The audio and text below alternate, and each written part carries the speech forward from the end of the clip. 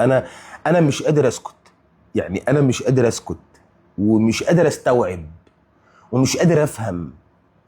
عارف اما تدخل بيتك، دخلت البيت حضرتك متاخر بعد الشر، بتفتح باب الشقه لقيت حرامي، قمت ماسكه عدمه العافيه ومكتفه، اقعد يلا، اقعد ياض هنا الاول كده، هات الحاجه اللي انت خدتها. قال لك اتفضل يا باشا اتفضل، اقعد بقى كده. مين اللي بعتك يلا؟ مين اللي بعتك؟ اخلص، مش عايز يعترف. مين اللي بعتك؟ انجز يا باشا. والله خليني امشي، انا ما اعرفش حاجه، انا كنت جاي وقال لي مش سيبني امشي يا عم. قلت له مش هتمشي اما تقول مين اللي بعتك. مش عايز يقول. تقوم انت قايل له ايه؟ والله يلا لو ما قلت مين اللي بعتك لا اطردك بره الشقه ولا. اخلص اخلص. تطرده بره الشقه، بتهدده انك ما هو بيحلم اصلا انك انت تمشيه وتطرده بره الشقه. ما هو بيحلم بكده، ما هو اصلا بيحلم بكده. بيقول لك الكلام ده يا جماعه حسب موقع كوره بلس، مش من بيتنا، مش جايب الكلام ده من بيتنا، مش من عندنا. اسمعوا معايا بقى، ركز معايا يا كابتن حسين، عشان هو الجو حر خلقه، الجو حر خلقه، ما احناش ناقصين. بيقول لك ايه تاني؟ هقول لك اهو، حسب موقع كوره بلس، مصدر في الزمالك بيقول الزمالك لا يقف على اي لاعب، وبنقولها اهو، اللاعبين الغير ملتزمين، اللعيبه اللي حتى الان مش عايز تيجي المعسكر. الزمالك يهدد ببيع اي لاعب منقطع عن معسكر الاعداد. هو اولا فين معسكر الاعداد؟ استنى كده تعدل لك. ثانيا فين الماتشات الوديه اللي انا عملت؟ جماعه الدوري خلاص بعد بكره، الدوري كان امبارح. فين الماتشات وفين الاستعدادات وفين اللعيبه وفين الخطط وفين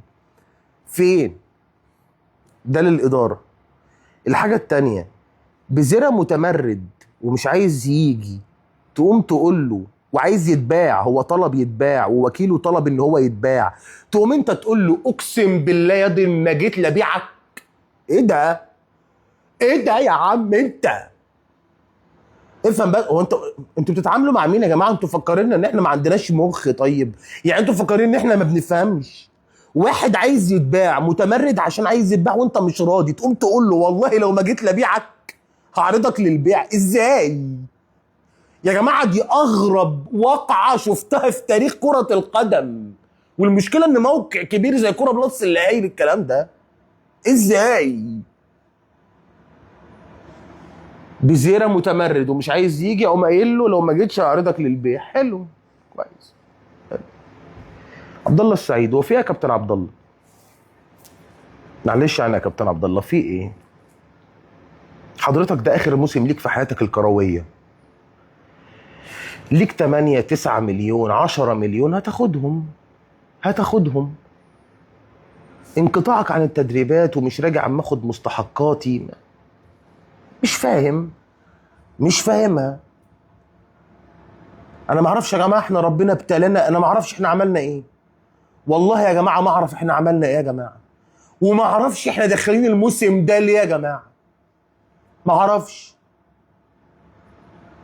انا بالوضع ده لو رحت مجموعات دوري الابطال بقى انجاز بالنسبه لي. لو رحت دور المجموعات، مش هقول لك لو صعدت من لو وصلت يعني لو صعدت لو كسبت ال 64 وال 32 انا مرضي، انا مرضي. انا بقيت اصلا خايف، بقيت خايف العب في دوري الابطال. يعني انا حاليا خايف العب في دوري الابطال. والله لو ما جيت لنبيعك، ما هو عايز يتباع.